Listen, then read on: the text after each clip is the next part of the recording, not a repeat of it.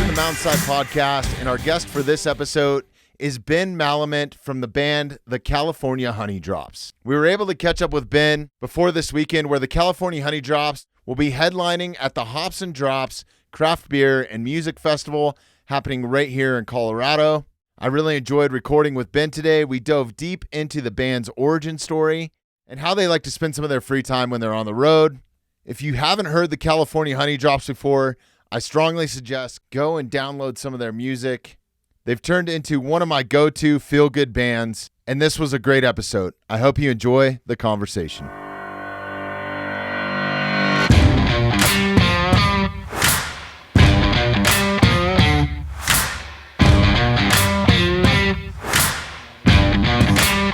Ben, thanks for joining us. I'm pumped for the California Honeydrops to come to Evergreen. It'll be the first time that I'm seeing you live. All right. Good to meet you. What have you been up to lately? We just finished a big weekend playing the Fillmore in San Francisco, the band. We had our big old band. We invited our guests from New Orleans, a big sousaphone player, and an extra trombone player. And we had Quinn DeVoe, who's our local friend, open up, and that was just a big old thing. It was awesome. Golden State Warriors won the finals last night, so we're pretty Congratulations. excited about that, because everyone who's not a major hoops head in the band, they still have to sit with us and watch the games on the tour bus or in the hotels, and so it's kind of nice. It's a nice completion, actually, because we even watch, we watch the games on tour at home, and so it feels really good. And we've loved this team, and the same players on the team. So anyway, I'm still kind of like on cloud nine about that. So that's pretty exciting, out here in the Bay, out here in the Bay. Sorry to everybody else listening, but it's cool for us. So, it's all good.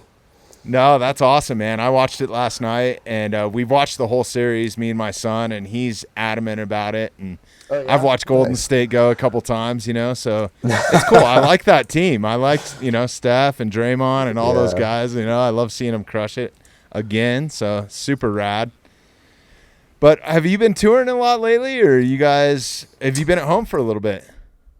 Well, we've been home. The home shows in SF were good, and we're like literally a day away from just finishing a brand new album. We have a brand new album coming out.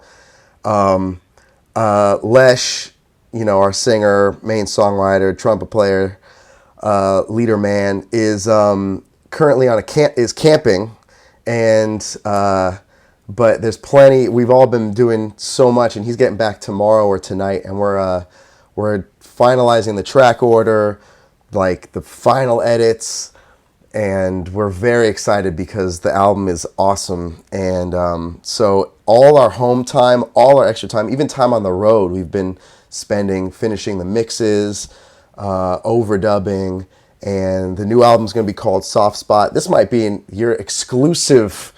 You might be the first to know this. Album's gonna be called. That's awesome, man. Album's gonna be called Soft Spot, and it's gonna be out on vinyl, and the Spotify will have some extra tracks because we're trying to keep the vinyl, to 40 minutes because that's how it sounds better. Anyway, man, so that's been a huge chunk of our time just getting this album done, and it's awesome, all original. It's going to be badass. So anyway, super excited about that. That's on my mind too. That's exactly what I'm doing. As soon as we get off, I'm like, we're writing the track credits, we're writing the players. It's just like getting the layout for the vinyl right. We got the art going. So it's literally just on my head right now. So that's kind of, besides the shows, we haven't been touring. We've been doing a lot of shows, but we're coming to Evergreen, Colorado, straight from Mexico. We're going to be doing a private event in Mexico, so we're coming straight to y'all. And then after that, it's festival season, and we got the High Sierra Music Festival in California, Oregon Country Fair, which is always extremely wonderful and psychedelic, Just a bunch of stuff, and then our main big tour is in the fall when we come back, and we're gonna have some more Colorado dates coming up too. We just did Red Rocks, that was amazing. That was What a place, huh? That was a big deal. We got little plaques and everything, and so that was really awesome. Super epic. I mean, the people are. That's one of my favorite places in the world, man, by far. Yeah, the crowd there was just freaking on point, man, and it's just beautiful. So. And the Colorado Honeydrops is literally our second name, you know. It really is. Really? Outside That's of California, cool. It's our place. So we really appreciate the people out there. So that's great. Well, you'll have a good home welcoming here in Evergreen for sure. I know there's a ton of people here that like you. I actually just got turned on to you guys a couple years ago, and I've went and listened to all your albums, whatever's available on iTunes or whatever, you know, which is super rad. Shout out to my friend Hunter McIntyre. We just had him on last week. Okay. He's like a world champion high endurance athlete, does all this obstacle course racing and nice. and all this stuff. But he introduced me to your guys' music like 2 years ago or something. It was super cool. And I just happened to have him back on. We gave away some tickets to the concert. Nice. So if people are listening to this right now, we gave some lucky winners some tickets that are going to get to come hang out with myself and Hunter and watch you guys perform. Yeah, nice. But yeah, I can't wait to hear the new album too, man. That's awesome. How many tracks are on that? That's a good bloody question. Because, we recorded a lot, and we're not going to put all of them on, and we're like I said, we're deciding on the track order and what's going to be on, what's not. I don't know. I mean, it's like, I know we had 16 in the can, and we're just like, I think it's going to get down to 12, I think. Something like that. Don't quote me on that, but hey, we'll take whatever we can get. So, but yeah, and whatever doesn't get put on the album, we'll release later as singles and stuff, and so it's gonna be good. Super cool. So I don't know a whole lot of your guys' backstory. I did hear a rumor that you guys started playing in train station or something, right? At a BART station or something like that. I frequent San Francisco pretty often, so I know kind of the area and stuff. Where did that all kind of come together? I mean, were you guys... You ever been to Oakland? Can you give us some band history? Well, Lech and I went to college together in Ohio, and Lech had a jug band out there called Jug Free America, and I used to play with them too, and then Lech and I had different kind of party bands. We had a second line group, we had a reggae band, we had this world kind of fusion jazz group. We just liked a lot of different kind of music. And then he moved to the Bay before I did and was playing with the same group. And that group, kind of the jug band group, and they kind of dispersed right before I got to the Bay myself. And then Lech and I and our friend Don Samba Sensalo would go to the BART stations, the Bay Area Rapid Transit, and we'd be down there at Ashby during, the commute, people commuting home in the evening, and we would just sit out there, and we had a tub bass called the Soul Tub. Our first album is called Soul Tub, and it's dedicated to the tub bass that was given to us by aliens, and allowed us to make enough money to buy burritos and milkshakes. Because you could live in the Bay and pay. You could back in the day, it was actually possible to pay rent and not anymore, huh? Do with that, but it's crazy now. But anyway, so we played in the BART stations, and we made a little CD. We sold the CD, got people on our mailing list. I printed out mailing lists, stayed in touch with the people. We had a gig every Wednesday at this place called the Cheese Board in Berkeley, a popular pizza spot. That was our lunch thing, and we just hustled the tips. We hustled the email list, and we just stayed in touch with our people. We used to play in this place called Amnesia in the Mission a lot. It was a great introduction for me to the scene in San Francisco and the Bay, these freaks, these music lovers, these weirdos, these awesome. It was blew my mind, and these people were awesome, and they took us in, and we just kept staying in touch with people, and they kept coming to the shows, and we just built our fans up and more people would just bring more and more people, and that's just how it started. It's like that's the game. We just kept bringing the folks, and the folks kept bringing more people, and now we're the California Honeydrops coming to Evergreen, Awesome. Colorado. So Can't wait. How long ago was that? Was that a few years ago, or was that like 10 years ago? That was too long ago. It was like in 2007 is when we started playing in the BART stations together, I think. 2007, yeah. And and the band, yeah. How long until you were like on a festival stage someplace, or on a tour bus? Well, we used to tour Europe a lot because Lech is Polish, and his mom would actually could have connections in like Warsaw and like some Poland connections, and then I like became friends with like a promoter out here who is German, but she was based out here working for Fat Records, like a punk rock label. Oh, I know it very well. No Effects and all those guys, So she hooked up like a tour. It was really awesome. So we used to go to Europe like a bunch at the beginning before we even toured. We would just be local. We'd do like weddings once in a while, like little weddings, like, really fun weddings. But like, and then the cheese board and like whatever gigs we would scrap up together.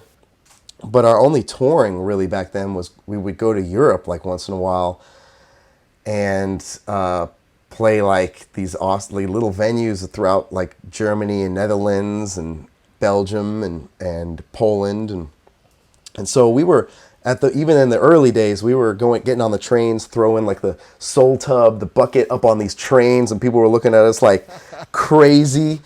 So, but then the festival scene, we got our manager Heather Feather, and she was in like the kind of festival scene. She knew a lot of people. She'd been going to music a lot, and a lot of the stuff with the festivals is you got to know somebody. Unless, in our experience, you got to just know someone that's in the scene to get in there. And we just didn't know anybody. We didn't have a booker. We didn't have a manager.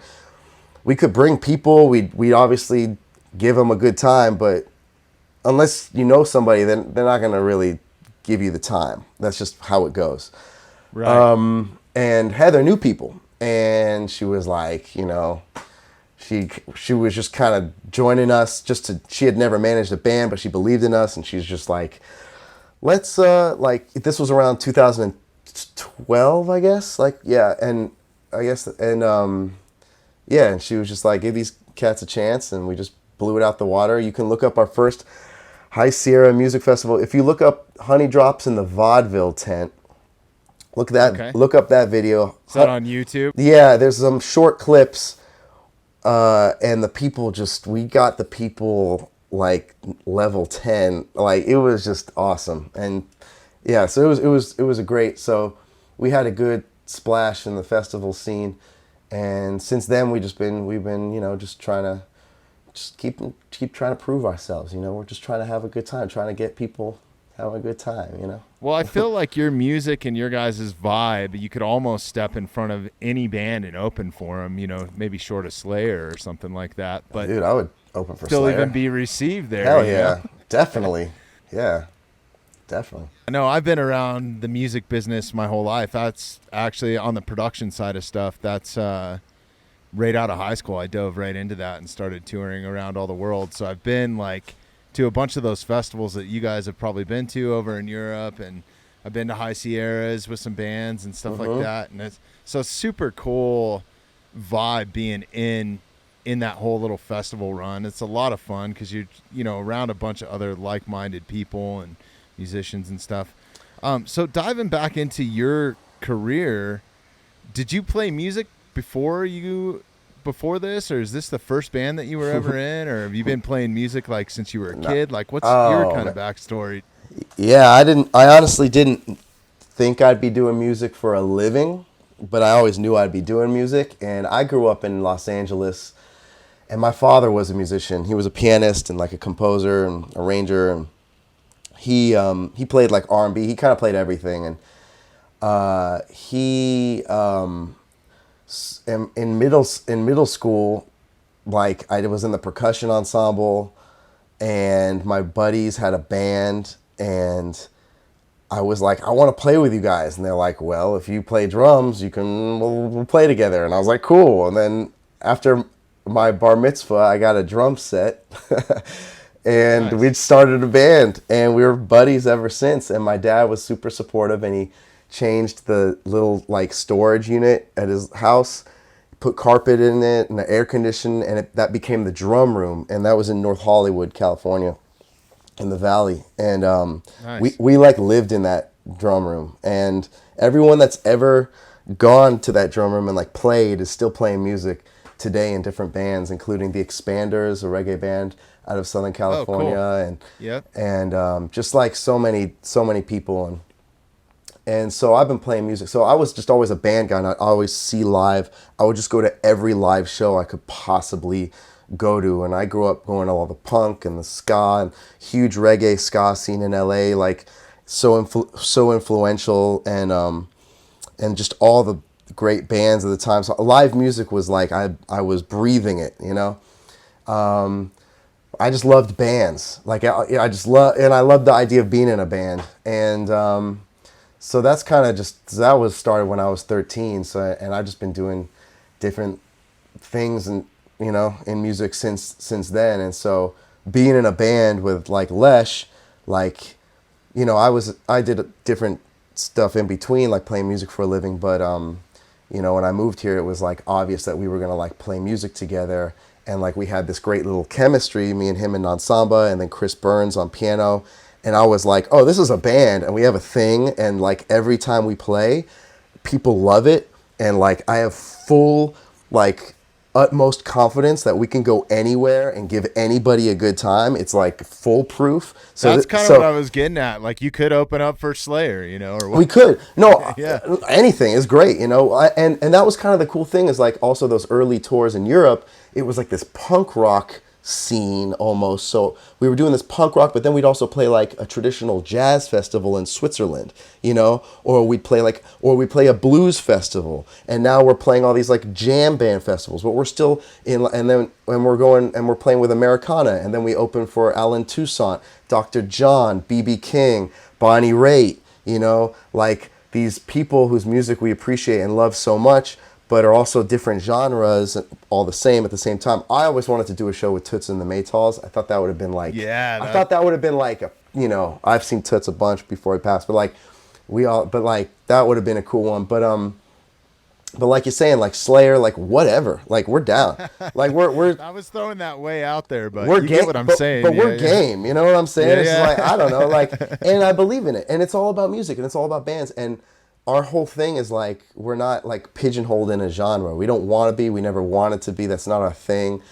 And it's all about music. Yeah, you guys are your own entity for sure, and that's what I love. Yeah. It's kind of like, the way I can explain it is I put it on and people ask me, all the time, because it's like great background music. It's great to listen to when you just want to chill by yourself. Like it's just a good feeling music, right? It's kind of along those like reggae rock, reggae sort of type vibes, but it's with all the horns and keys and all that sort of stuff. Super cool, and my family loves it too, so it's like, Yeah. Hey, moms and grandmas, dads, they all that's love true. us. I didn't. It's all good. We got it all. You know what I'm saying? And then it's great. It's great. I love it. Traveling, you guys started traveling around Europe. You're throwing all your gear on top of trains and like doing it basically like that van tour lifestyle. I've been there. I kind of know that too. At what point did you guys kind of break into that point where you were like on a tour bus and full on production, where you're traveling with, a production crew and that sort of stuff? We still don't have we're still a pretty small crew as far as touring. Like we don't even have a lighting person. Like we're not like a show. Like we bank on our just party vibes, our music, our broken down. You'll see my drums. That's all you should You'll have see my to drum vibe on set. it. It's like, it's just like the same kit I used in the streets. It's just like everything's very basic, but we make it happen. But we our first bus tour was when we toured with Bonnie Raitt. Okay. Several years back when we started, because she was major and we're going on tour with her, and and so we, for the first time, got on a tour bus, and that kind of like, and seeing her production crew, seeing that whole team, and they were amazing. The whole team, everybody, like, was just awesome and really awesome to us. It was such a learning experience for the band, for the musicians, for our team, for our management. Like, the whole thing was just like, okay, this is how it's done. And Bonnie's had like the same people for like, some of them for decades, because she just knows how to run stuff. She's just a great leader. And so it's not just the mechanics, it's not just the, the way it works, but it's like the, there's a lot of camaraderie out there. Yeah, it's what you bring to it. It turns into a family vibe, or I always compare it to like that firefighter mentality. Like, you'll pull each other out of the ditch when it gets bad, or, but you're there for the highs. And there's definitely characters in the business too, a lot of characters. We saw a lot, and we've seen a lot, and it's just amazing. And we have stories, and we didn't know that you're not supposed to like poop on the tour bus, and it's just that's a big fucking no. So someone like the first 3 days, people were doing that, and then we go into this in the theaters that we're playing with Bonnie, and her team had posters up. There's directions every day about like the schedule and like where the green rooms are. And the next day is when word got out that some of us had been doing that on the bus. It said California Honeydrops dressing room that way. So I was like that right off the bat. It's like we're the honey plop. Yeah. Okay. So, but no, we learned so much, and I mean, it's awesome. Yeah. So, and we're still learning, and we're a really small, really hardworking team, and right now it's just the industry is like, it's always been like a real demented, hard industry. The music business has always been kind of like unsavory in my opinion. And right now, with the pandemic still trailing, it's like, it's still madness. So for all the fans, all the people, give your musicians, give your management, all the music production people, give your venue people, give everybody extra grace, give them extra love, because right now it's just like, even the most talented, hard-working people in the industry right now, given their 110%, the odds against them are even crazier at the moment, just like with understaff, with gas expenses, with just like things being canceled, with like all different kind of restrictions with travel. It's just that much crazier at this moment in time right now. So Ben Malament is asking for extra hugs through the ether for all the people out there doing the work right now. So, I appreciate that, man. And we feel the same way.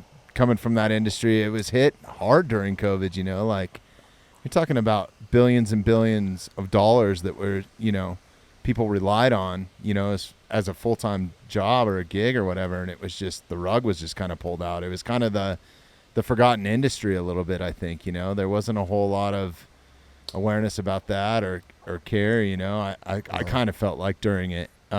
It's actually the catalyst for this podcast, and why we've done so well is I had a shitload of free time on my hands and I had to do something, Yeah. How did that affect you guys, because you guys had picked up pretty good steam, up to 2020, and then all of a sudden it's like the rug getting pulled out from under you. It's something, like I said, we're all still dealing with. Like, we had a home show at the Fox Theater, and even in the Fillmore and Red Rocks. It's like these big venues that we're very confident we could sell out in a blink. But like you said, but like grandmas, grandparents, dads, older people like us, and a lot of people that don't want to be going out right now, like still want to support us, but they don't want to go to the shows. Understandable, So it's like all these venues and places where we're like you said, it's like the momentum. The momentum's just kind of like, we're still there. The steam is behind us, but it's just kind of like, okay, we got to just do this we're not like knocking it out the park, like, right off the, we're still having great shows, and they're still selling out, like, kind of like day of. Yeah, I think people are ready to get out, man, and just experience it. But it's also like, Whereas before we're like, okay, this is gonna ticket sales. When this sells out 2 months prior, we can announce like another show, blah blah blah. But now it's just like it's not selling out 2 months prior because people are like, I don't know, like I don't know if I'm gonna go. I don't know if I'm. It's just a different scene right now. It's just a different environment. Yeah. And Still that's all a lot good. of people on the fence, You know, too, yeah, and with everything. It's all good, and we're lucky. We're still doing our thing, and people are amazing and coming out and supporting, and they're buying like a shit ton of merch, and it's just like people are still giving us the love, and it's like we're not feeling it. We're not getting kicked in the gut. We feel great, and we feel very loved by our fans, and but it is just like from like a whatever ladder industry standpoint, it is kind of like it's you gotta just kind of like push a little more. You gotta just be like, okay, like it's cool, it's not gonna be the same, you know, and that's all good. Like let's just slow is okay, like steady, build it. It's all good. People know we're here. Absolutely. People know they're gonna come to the show. You're gonna see us for the first time. You're gonna come back again, and you know, so it's like it's all good. So. Yeah, no, it's definitely a little bit different of a vibe, and I encourage people, you know, if you're comfortable with it, get out and go to some of these events, right? Because that's what keeps everything going too at the same time. So I mean, people especially in live music, for sure. You know, there's a lot that goes into it. So we count on the people coming out, but it's all good. You could buy our stuff online too. You could we did a you know, we had like the Friday night sessions going throughout the pandemic. I don't know if you got to see any of those, but that's all on YouTube now, I think. Oh, perfect. But those throughout, you know, that was new for us doing that whole in home into so the you guys were phone doing thing. it remote from different spots and putting the band together, or No, was it no, like we the band was together? The three of us, Lech and Lorenzo, our keyboard player, and he also plays bass. The three of us, plus our friend Steve Height, who's now playing with the Brothers Comatose, he's bass player. We would get together a lot in Oakland and do little kind of like broken down acoustic live streams, and it was great. And we like learned a ton of material that we're still doing. And we came out with an album called Covers from the Cave.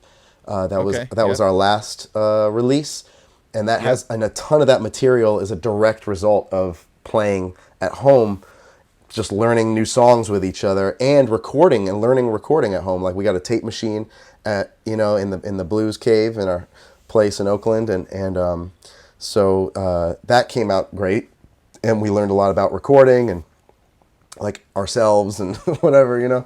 So it was cool. Yeah. Yeah, no, that's super cool that you guys were able to do that and to you know, keep up with your fan base and stuff. I think there was a lot of people that just kind of fell off the radar, a lot of bands and stuff, right? They just kind of checked out. Yeah. Thank God for the people that kind of kept, you know, that going a little bit, because it gave other people something to do. Yeah. To be 100% honest with you, especially when you're in that lockdown mode. Yeah, it was tough. I was really like proud of like all my friends just like doing it, you know, that could like just with their guitar and the mic and doing it every week and like piano or whatever. It's just like it was like just really inspiring, you know, and it just shows you like how much people want to just play and you know and do their art, and you know it was beautiful. I mean, it was like sad and like fucked up in a lot of ways, but it was also inspiring, and I know a lot of my friends like learned a lot about themselves and about their own art, and too. About like, you know, I mean, I certainly have on many levels, but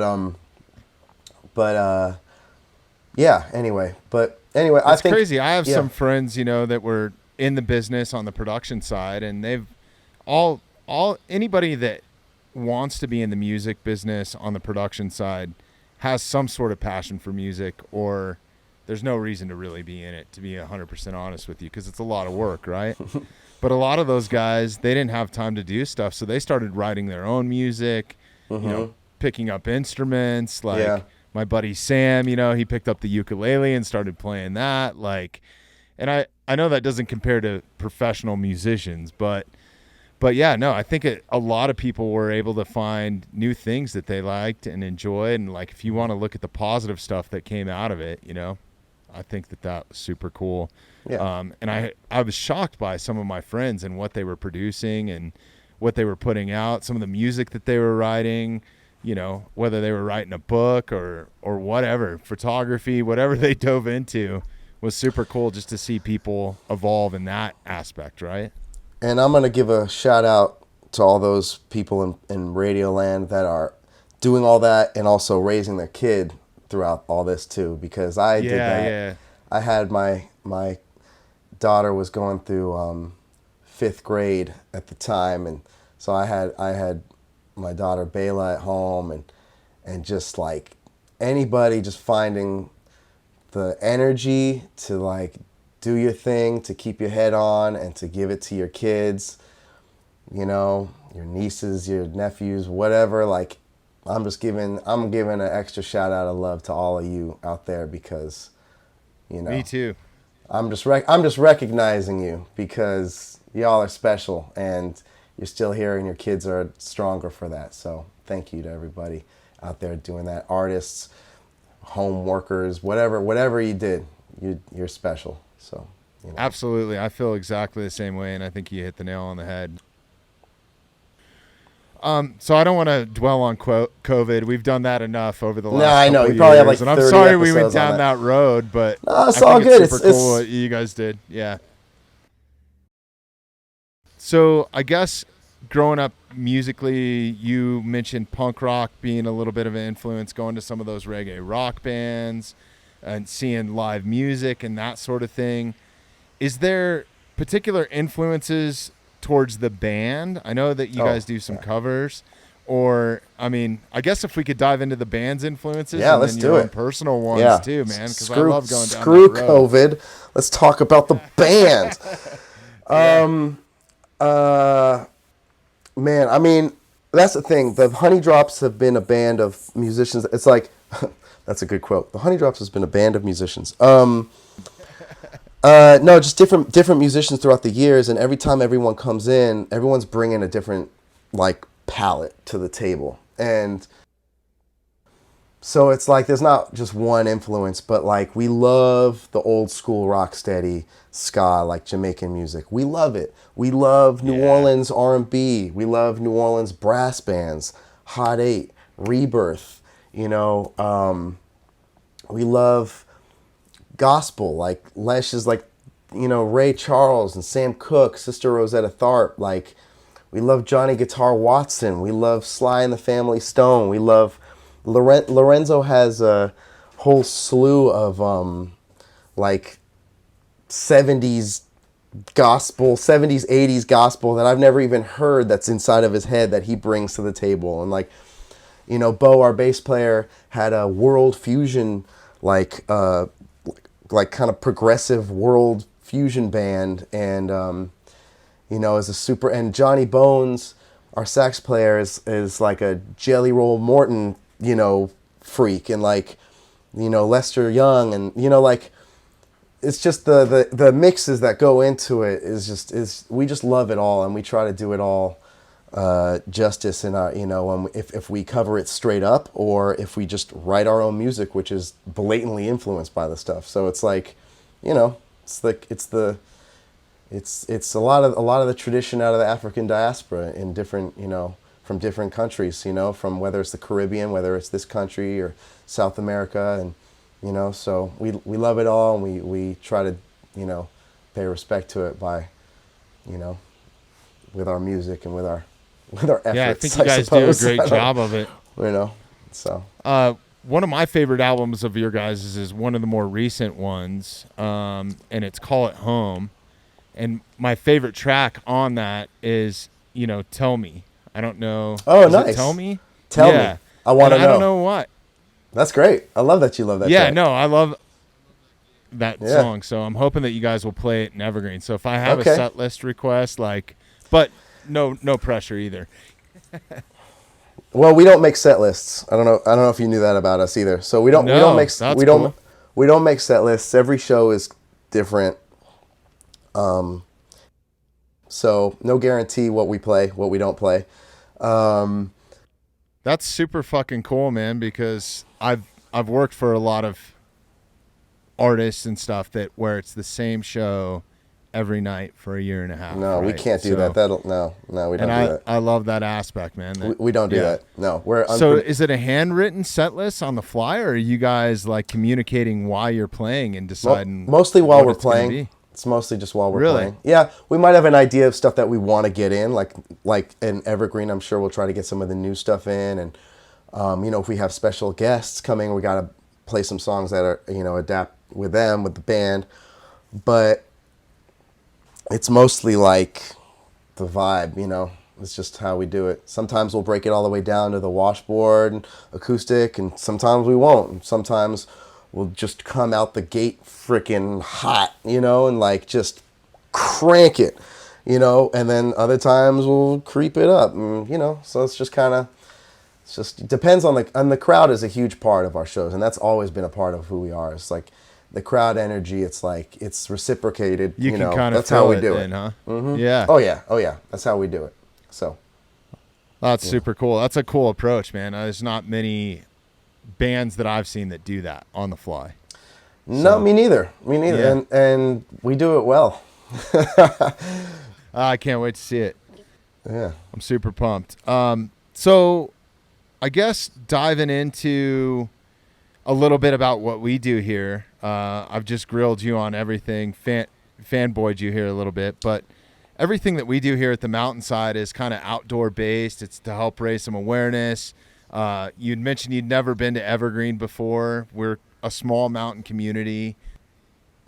Super cool. We're like 20 minutes directly west of Red Rocks, though. So, like, you can be in the city in no time.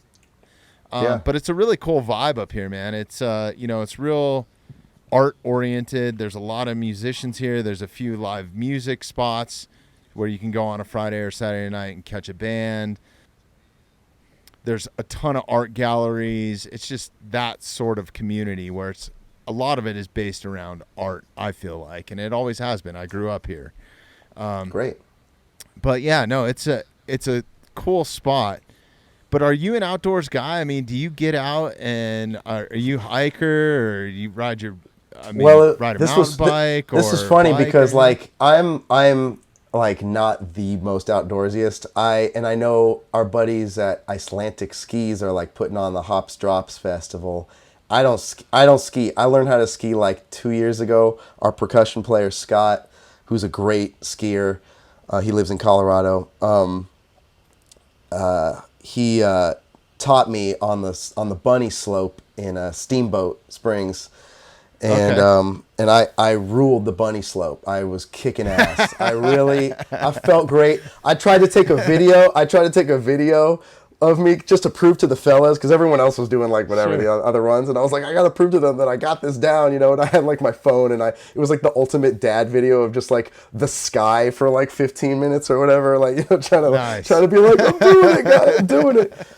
No, I love the outdoors. Outdoors is extremely important to me. I'm not like a mountain biker, but part of the reason I can't leave California is I'm an ocean person myself. I'm a sea level kind of guy. That too, man. I love the mountains. I love hiking. I will go with the flow when people want to do crazy stuff. We have our friend, shout out to Kennecott Wilderness Guides in Kennecott, Alaska. Bo, our bass player, his sister runs a wilderness guide, and we went pack rafting, and she took us climbing on an ice wall. We had the crampons with the glacier and went out to What do you mean you're not a mountain person, dude? No, I love it. That's hardcore, yeah. I just like kind of flinging myself down like mountains isn't really my thing, so like that's just not my thing personally, but the whole band is like super like, athletic or at least just like not even athletic, but just like into outdoors. It's super important for us. Yeah, and I didn't even really mean like to keyhole it into sports like skiing or something like that. We love the Icelandic guys. They grew up in Evergreen with me too, which is pretty cool. A lot of that was originated right here, to give you a little bit of history on that, and super cool people. But even me being a Colorado native and growing up here, if you want to call me a native or whatever, I don't know. That's kind of a weird term to me.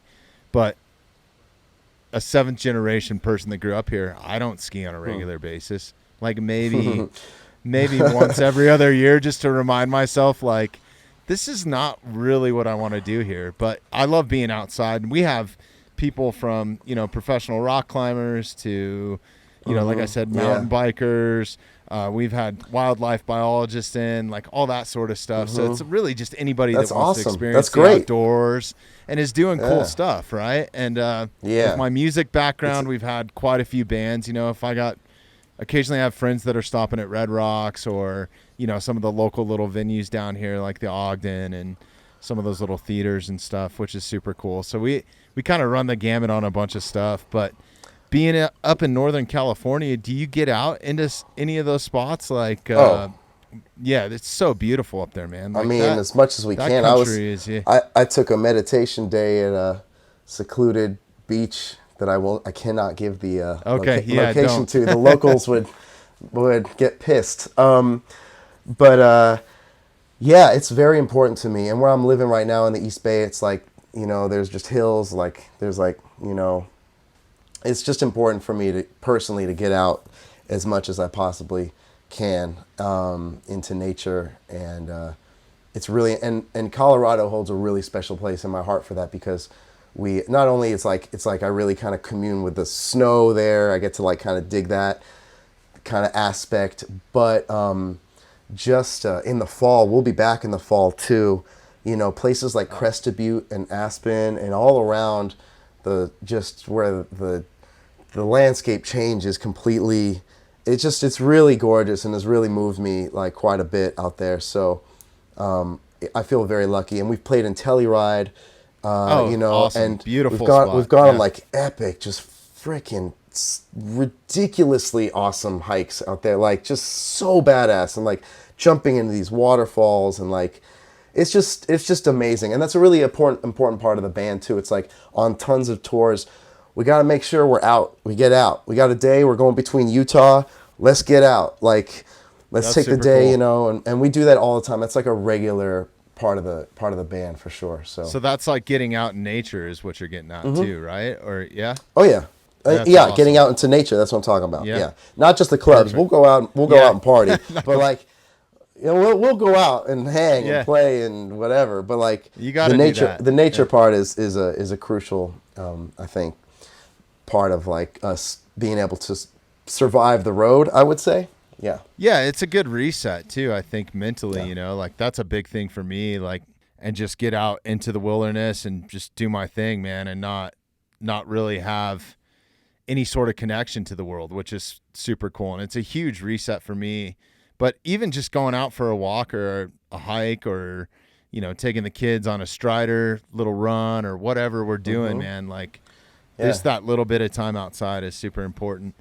When you are out and you're out with the band and stuff, we're big on raising some awareness on, just what people are seeing, what other people are doing that they could be doing better, right? So what are some things that you kind of notice when you guys are out and recreating, stuff that kind of gets under your skin that maybe people are doing in some of these public spots, that they could Can be I doing tell you, better? I'm gonna let you in on a pet peeve, and a lot of people might not agree with me right here, but when I'm out hiking or in nature, I'm at a beach or I'm like chilling, I really don't like it when people walk around with their speaker blasting. That's sorry. Unusual. That's just my thing. I'm like, my head is just full of sound all the time. And part of going out for me is like clearing and hearing what's going on, letting stuff just like filter, hearing the nature go on. I'm just like not into the whole like blasting your shit like in, you know what I'm saying? It's like you're way 100%. I don't know. That's just me. That's just me. Not as bad as littering. Not as bad as that. I was like, like you throwing trash. Like that's worse. You know what I'm saying? But like on the ground. But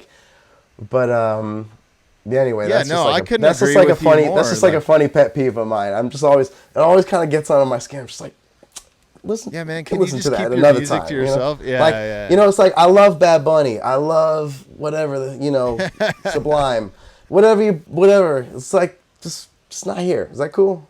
Just like so. Anyway, that's just like a grumpy old guy thing for me. I think so. No, I think that there's a lot of people that share that. It's come up on the podcast before, and I think a lot of This- people this- have that, especially now with all these Bluetooth speakers, like those JBL No, speakers. that's the I have thing. one. Dude. They're fucking badass, but it resonates for ever, dude. It sounds like you're Look. listening to like a surround sound system or something, you know? I'm down for a party, for like a hang on, like get Yep. the vibes going. If it's a place where people are hanging like on a river and a beach and it's obvious, it's hella people, like, you're going to do your thing.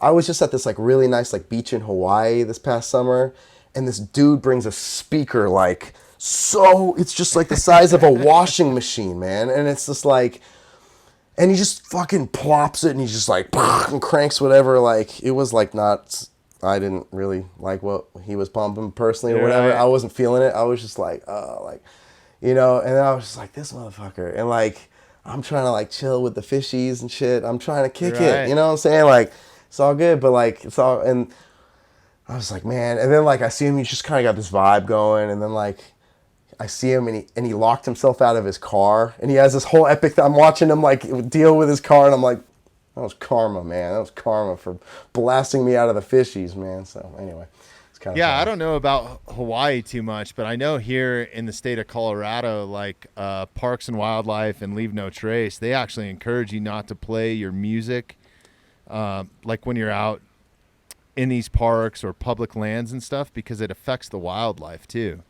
So like sure. it stresses them out, like because it's a constant frequency of something Right. that they're not used to, right? Makes So sense. yeah, they try to encourage that too. So if you want to look at it from a biological standpoint, it's not good either. But yeah, no, I always like asking these questions, especially to people that don't live in the area. I mean, we have people, our guests come from all over. I mean, we've had guests overseas, and it's funny how often like trash comes up, and Yeah. noise is another big one. Yeah, Yeah, garbage it's is, huge. it's really rough to see the garbage, like, that's just, Yeah. that's always heartbreaking. It's just like, why, man? Like, just pick your shit up. Just pick your shit up, get it out of there. 100%. It's like, it's not that hard.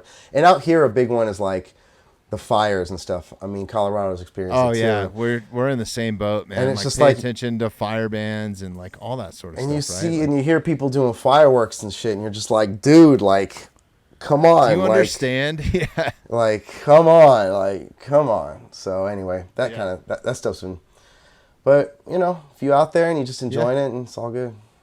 That's what it's about, is enjoying it and let other people enjoy it as well. So don't shit on their parade with your Bad Bunny or whatever. Bad Bunny has his time and place, absolutely, but not when I'm meditating on a granite rock. I don't know. I don't know. Yeah. It's all good. So It's all are good. you guys going to have any free time while you're blowing through Colorado on this trip? I mean, or around Evergreen, or are you guys like in and out? I think we're pretty in and out on this one. I think because we got to get home and we got to prep for the whole festival season and stuff. So I think I don't know what our schedule is in Evergreen, but if we have any time, I would love to get shown around the scene, man. I'd be see glad to what- show you what's- around, man. There's plenty Yeah. to do, and you can just get out and hike. You can just go to a river, that's like, Yeah, man. We're river babies for sure. yeah, that's awesome. We'll jump in. Yeah. It's a great spot. So yeah, I'd be glad to show you around, or I'm sure one of the Icelandic guys definitely would too. So they Nice. they know all the Sweet. spots. But yeah, if there's anything that you guys want to do while you're here, just hit me up. Our studio's not far from you guys too, so you guys have a place to chill. Thank you. But yeah, man, I'm really appreciate your time. I know you got to jump off here pretty quick. You got some other obligations, some traveling going on, Lot going of to Mexico. stuff. Yeah. We're going down to Mexico we leave right before, so we'll see you straight from La Playa. We'll be straight from the beach to the mountains. So That's you epic. know. Is there anything that you want the listeners to know right now while you're on, your fan base, anybody that might be tuning into this? Anything you guys got coming up, or? Well, we got this new album in the works, and you're going to hear more and more about it. We're going to be releasing singles. So just stay in touch, stay tuned into us. However you do, however you want to, if you're off the social media, good for you. But we do have an email list, and you can go to cahoneydrops.com, and all the info will probably be there that you need to like be in touch and get hip to the new stuff we're putting out. Send your folks to the shows if they want to go. Thanks for supporting live music, y'all. We love you very, very much. So. And if people wanted to follow you specifically or the band, what's the Instagram handles? And the Instagram is the same thing, at CA Honeydrops is the Instagram. And yeah, so just awesome. Hit that. And there's information on there about the Evergreen show. If you're in Colorado, come out to that. It's the Hops Drops Craft Beer and Music Festival. Hops It's going to be Drops. awesome. You guys are headlining it. There's a bunch of other bands that are playing. I think it starts at noon.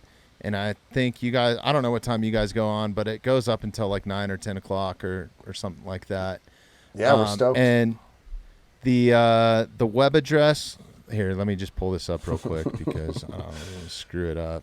Normally I have a production assistant here with me that's kind of helping me out. You're doing great, man. I appreciate this. the last minute hit. It's all good. Dude, it was a bit of a scramble, but it was super cool. I'm glad I got the opportunity to hang out with you. The next time you guys are blowing through Colorado, we'd love to have you in person. Like, okay, perfect. Hopsdropsevergreen.com.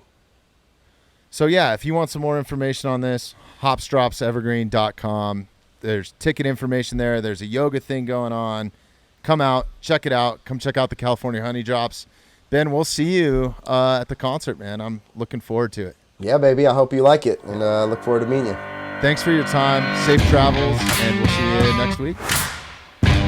Definitely. All right, y'all. Perfect. See ya.